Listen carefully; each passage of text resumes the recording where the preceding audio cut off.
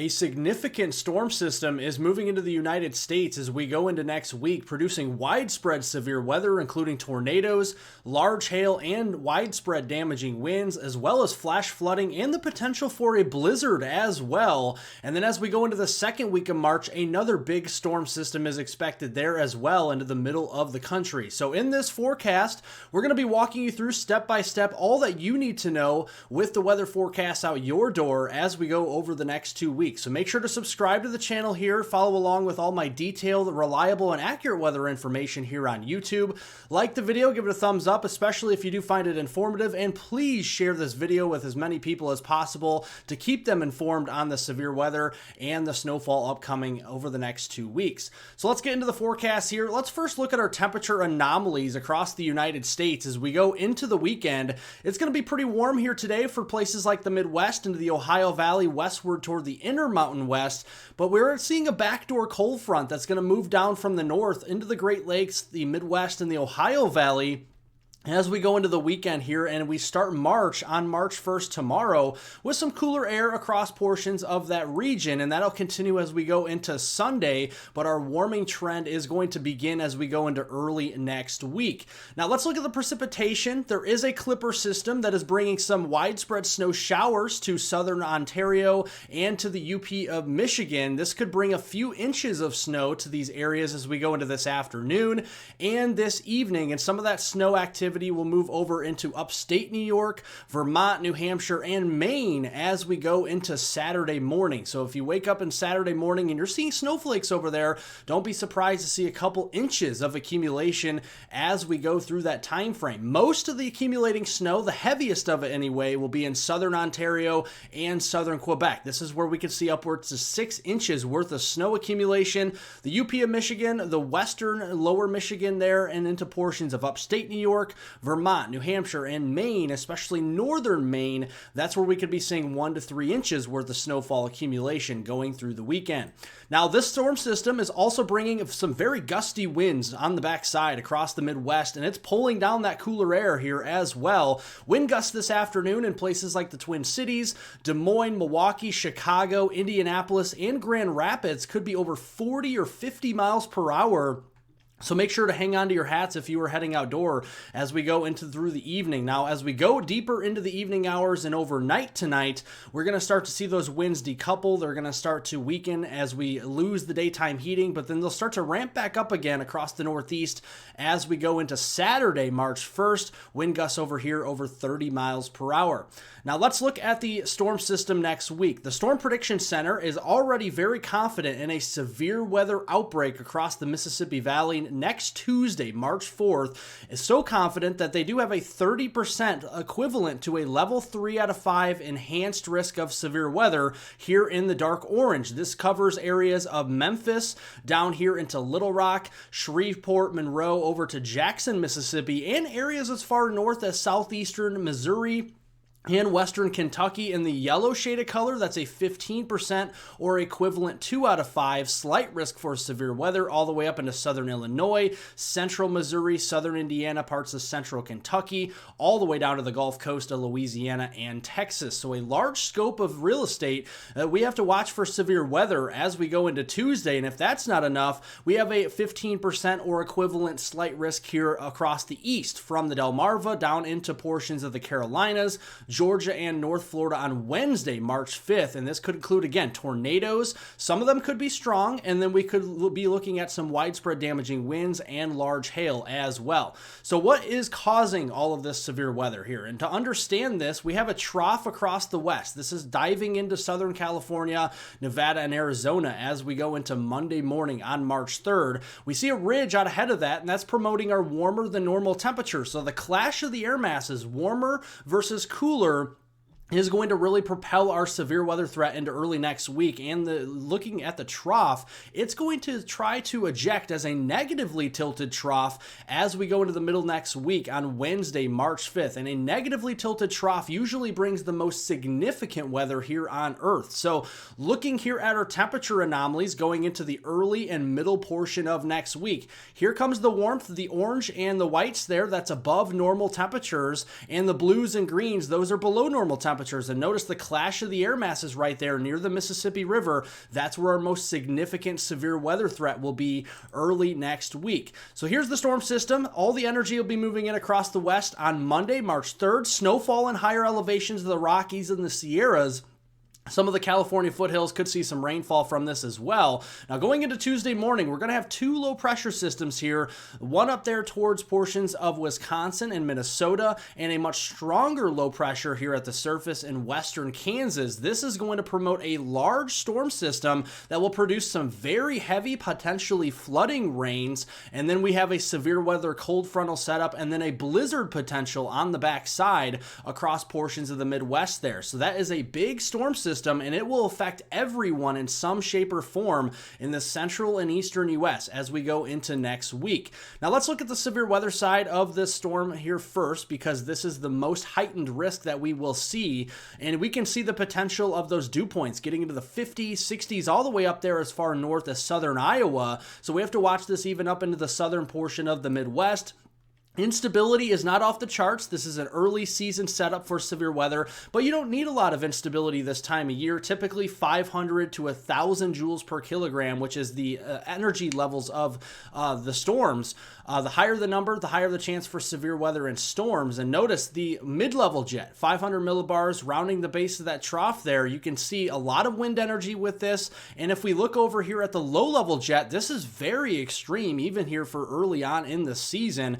Arkansas down into Louisiana, western Mississippi, over 85 knots of a low-level jet. That's during the afternoon on Tuesday. The low-level jet continues to strengthen overnight as it typically does. And look at how widespread. We could have up to nearly 90 knots of a low-level jet. So speed shear is going to be a thing here across this region, which tells me that these storms will be moving at a pretty quick pace as they develop Tuesday afternoon and evening. So this is the instantaneous flash rate. This shows you where the lightning threat will be here across the central U.S. and the south central U.S. going into Monday night. Notice it's very isolated. Any storms that pop up there near the Red River Valley and on southward into the Texas region, we are seeing more of the hail potential there. So as we go into Tuesday morning, though, we're going to start to see that low pressure strengthen, scattered storms, numerous storms starting to develop here. As far north even as Iowa, we have to watch a cold core severe weather setup with some hail up here and maybe an isolated brief tornado. And then down here across portions of western Arkansas, southeastern Oklahoma, and North Texas, that's where that squall line will get together, and we could see that race across portions of Arkansas, Louisiana, and into Mississippi, western Tennessee Tuesday afternoon and into Tuesday evening with all hazards, tornadoes. Some of those could be strong, especially if we get those discrete storms out of the head of the main line, and then we have widespread damaging winds with the squall line itself and large hail as well. So definitely seeing all three hazards there, and that continues in late into your Tuesday evening time frame. Now, as we go into Wednesday, March 5th, the setup is similar here into portions of the eastern seaboard, where we have those 50 and 60 degree dew points creeping all the way up into the Delmarva, 60 degree dew points into the Carolinas, Georgia, and Florida. Now that will yield, again, weaker CAPE, weaker energy levels for the storms, but there is going to be a lot of wind energy. Here's your 500 millibar mid-level jet streak here across the eastern seaboard, and here is your low-level jet. Still pretty strong here. Not as strong as on Tuesday, but still 70 knots. Will pick up the slack here of the weaker instability that these storms will have to work with, and that could produce at least scattered severe weather here across portions of the mid-Atlantic seaboard here from the Delmarva all the way down to the Carolinas, Georgia, and Florida. With the tendency for the strongest storms to remain down across South Carolina, into coastal Georgia and northern Florida there. So around Myrtle Beach, into Charleston, into Columbia there, Savannah, Georgia, Jacksonville down to Orlando and Tallahassee, Gainesville, those areas there on Wednesday. Now this system is a large system, right? So it's not just severe weather. We're going to be looking here at a cold core severe weather setup, yes, across the Midwest, but some flash flooding rains will be also possible with this from the Midwest into the Ohio Valley here, especially with areas like Kentucky having saturated soils. And then on the back backside, yes, there's going to be marginally cold temperatures where we could be seeing some blizzard-like conditions with some heavy snow rates over an inch per hour here from parts of the UP of Michigan, the Badger State of Wisconsin, getting into far northwest Illinois, eastern and central Iowa down into northern Missouri here, and some gusty winds. Look at the tight isobars here on the backside of this storm, and this is going to cause a lot of rainfall here. So rainfall amounts 1 to 3 inches up across the Midwest. Some areas need it, like Illinois, Missouri, and Iowa have been very dry, still remaining in abnormally dry conditions and a moderate drought. But areas like Kentucky, at least we're not seeing the bulk of the rain like we are over here in Missouri, but still seeing enough to cause some flash flooding concerns because it won't take a lot of rainfall to cause runoff because of these saturated soils. Now on the cold side, we could be seeing a few inches of snow from Wisconsin, the UP of Michigan, northwest Illinois, west of Chicago, into places like eastern Iowa and northern Missouri, and a brief period potentially of a couple of hours of a blizzard potentially in those areas, and we can confirm that with our winds here. Look at the winds on the backside, gusting well over 30, if not 40 miles per hour, especially because this low pressure system deepens to 985 millibars or thereabouts. So a very strong system. Now, if that's not enough, as we go into the second week of March, we're going to do this all over again, folks. We're going to have another ridge of high pressure building into the central U.S., the heartland as we know it, and a big trough trying to develop here across the western United States, and that will eventually eject into the central U.S. sometime during the second week of March. Now, the details are a little murky, but it does look like even a warmer setup into the second week of March than we even have this week, and more widespread further north all the way to the international border between Canada and the United States. And this could be a pretty big storm system for the Midwest and parts of the Mississippi Valley, maybe even the Ohio Valley. Here is the European model showing on Wednesday, March 12th, strong 990 millibar low here, cold front severe weather setup for the Midwest from Iowa, Missouri, into Illinois. So places further north may have to watch out for some significant severe weather in places like Des Moines, into Kansas City, Chicago, Milwaukee, over to Indianapolis, Louisville, over there even into Detroit as we go into Wednesday, Thursday, the 12th and 13th of March, according to the European model. Now, we do look at the GFS, the American model guidance, because it's very similar, a very deep, moisture-laden storm system further north. We have a cold front severe weather setup here across the Midwest. Areas, again, like Des Moines, Milwaukee, Chicago, Peoria, Illinois, over there toward Indianapolis, Detroit, Grand Rapids, and even into the Toledo area. So something to keep an eye on there on the GFS. Yes, there will be a snow side to that, likely further north into the Dakotas, Minnesota, Wisconsin, and even southeastern Canada, with an ice storm potentially attached to that, according to the GFS model. Now we look at the ensembles because that is over a week out, and it actually agrees that the area of the Midwest, the Great Lakes, the Ohio Valley, southeastern Canada, a large-scale storm system is likely to develop across this region as we go into the second week of March. So this raises the alarm for the potential of significant severe weather and flash flooding on the warm side. And then some heavy snow and an ice storm potential there to the north, likely into the Dakotas, Minnesota, parts of Wisconsin, the UP of Michigan, Ontario, and Quebec, Canada, with the wintry side likely with that storm.